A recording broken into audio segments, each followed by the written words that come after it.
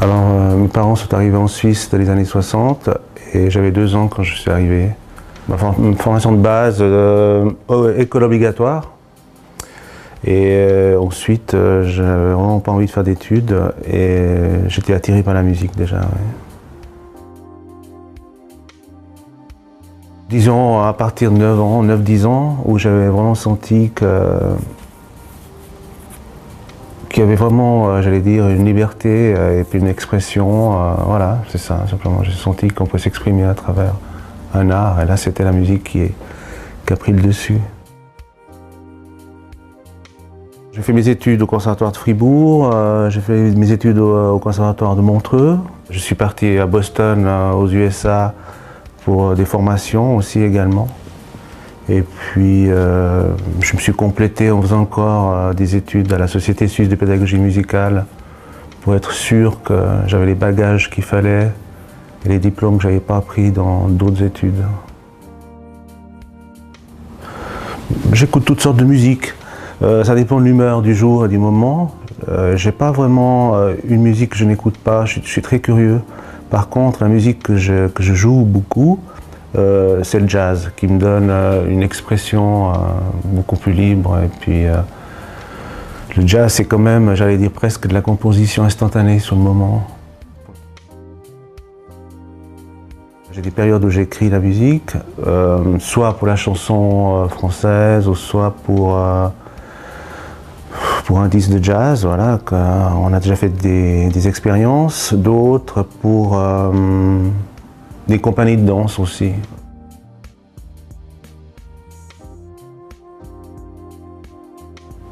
Alors l'association des arts créatifs, elle consiste surtout à démocratiser l'art, c'est-à-dire de donner la possibilité à chaque enfant, adolescent, adulte, d'avoir l'accès déjà, et puis surtout de s'exprimer, la spontanéité, une confiance en soi dans une discipline artistique.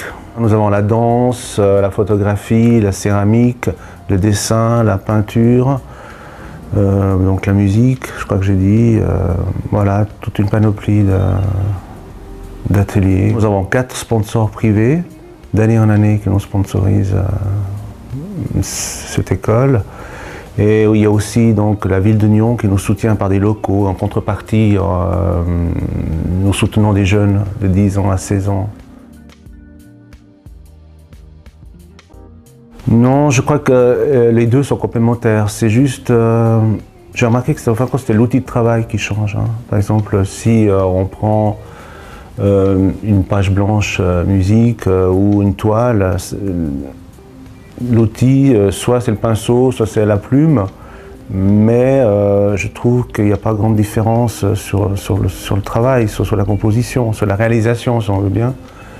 Et ils sont très complémentaires. Bon, la musique, qu'est-ce qui est bien, c'est qu'il faut partager aussi avec d'autres, c'est-à-dire qu'on est plutôt sur un travail de groupe. Et il faut être à l'écoute, on ne peut pas toujours faire ce qu'on veut. Par contre, avec la peinture, c'est quand même un travail très individuel et on est seul avec soi-même. C'est très intéressant aussi de se retrouver.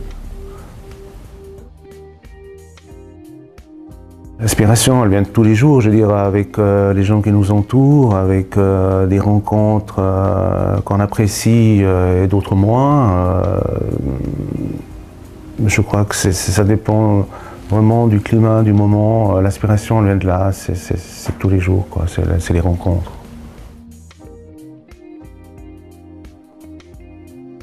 J'ai eu ma période acrylique avec beaucoup de matériaux comme le sable, le café aussi. J'ai eu exposé donc toute une période un mélange. Et ensuite, je suis parti sur l'huile qui m'a donné une autre sensibilité à l'approche de la toile avec l'huile. C'est différent. Tout est parti il y a plusieurs années où j'étais en visite chez des amis, où j'ai vu une toile. Et cette toile m'a donné vraiment un coup dans le ventre, que la personne avait créé du reste. Hein. Et j'ai pas pu faire autrement que de commencer à peindre. C'était vraiment très fort. Pourtant, je ne m'intéressais pas à la peinture du tout. Bon, le mot différencier, ça me pose un peu problème parce que différencier, c'est aussi juger, c'est aussi comparer. Je pense que pour moi, ma peinture, c'est plus une recherche vraiment personnelle ou c'est plus un besoin. J'essaye surtout d'aller à l'essentiel, de dépouiller un peu, en tout cas mon travail, ce qui me concerne, dépouiller un peu ce que j'ai envie d'exprimer. Et puis essayer de dire beaucoup avec peu. J'attends un peu le lendemain, mais je ne me fais pas trop de soucis parce que il y a tellement, c'est infini, toutes les possibilités sont infinies, quoi. Alors je recherche d'autres matériaux, par exemple, j'essaie autre chose. Je sais pas, j'essaie d'autres couleurs qui me plaisent pas, et puis ça me donne autre chose. Voilà, je suis toujours à la recherche de nuances, de lumière. Je crois que même une toile blanche avec un seul trait, c'est déjà quelque chose, quoi. Je crois pas qu'on a un manque d'inspiration.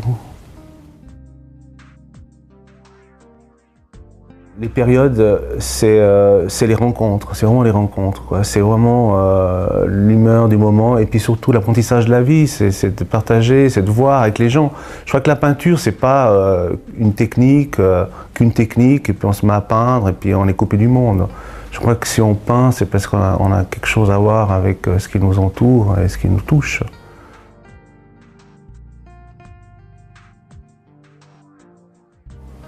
Je dirais plutôt une peinture abstraite avec un petit coin j'allais dire, figuratif, parce que j'ai souvent mes petits personnages dans mes toiles et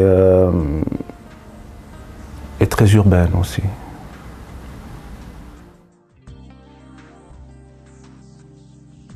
Moi, je ne cherche pas à exprimer quelque chose, je le fais par besoin de le faire, parce que c'est une nécessité, c'est comme respirer. Je ne me pose pas la question qu'est-ce que je veux montrer ou démontrer ou prouver. Je ne sais même pas moi-même parfois, je sais que voilà, on m'appelle et puis il faut y aller parce que c'est un besoin. Mais c'est vrai que, j'allais dire, c'est vrai que par rapport à ce que je peins, je dirais qu'il y a beaucoup d'immensité, comme ça, on voit beaucoup de paysages qui sont immenses ou des villes un peu explosives, comme ça, avec des petits personnages. C'est aussi rappeler un peu que l'homme n'est pas grand-chose, des fois, si je pourrais dire ça comme ça, et puis qu'il faut, je crois, rester humble par rapport à que tout passe très vite, quoi. Le moi, c'est souvent, en général, hein, comme tout artiste, hein, qui travaille des heures, des semaines, des mois entiers avec la même gestuelle pour arriver à une certaine perfection.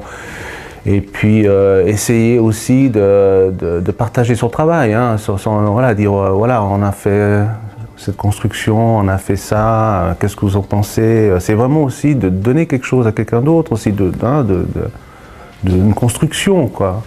Mais le plus difficile, souvent, c'est quand les gens sont indifférents complètement à ce que vous faites. C'est-à-dire que vous êtes dans une exposition, puis les gens passent tout droit comme s'il y avait un mur, quoi. En fin de compte, quand vous voyez, par exemple, tous ces artistes qui peignent du matin au soir ou des sculpteurs, c'est difficile, cette indifférence, mais elle fait partie du jeu aussi, il faut le savoir par rapport à ça, c'est un peu le moins. Le plus, je dirais, c'est à l'aboutissement d'une toile. Regardez par exemple un sculpteur, par exemple, quand il sculpte, si vous regardez bien, il est en train de se sculpter lui-même, en fin de compte. Un artiste est en train de grandir à fur et à mesure qu'une toile est terminée. Mon vœu, ça serait que chaque être humain redevienne une œuvre unique, je dirais, et qu'on lui donne le respect. Voilà.